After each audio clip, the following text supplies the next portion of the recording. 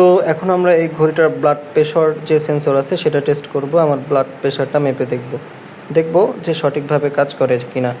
তো চলুন দেখা যাক, লেটস সি। তো দেখুন, ও কিন্তু মেজার করা শুরু করেছে আমার ব্লাড প্রেশার। আপনারা এখানে দেখতে পাবেন মেজার করতেছে। আশা করা যায় কিছুক্ষণের মধ্যে আসবে।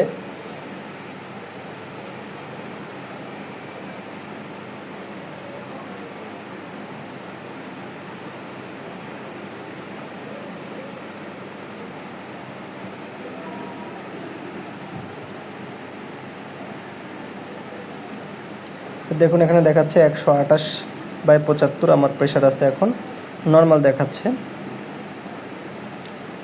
তো দেখেন প্রেশার কিন্তু 120/80, একদম নর্মাল আছে, প্রেশার একদম নর্মাল আছে। তো দেখেন সেন্সারটা কিন্তু খুবই অ্যাকুরেট, আপনারা চাইলে ঘড়িটা নিতে পারেন।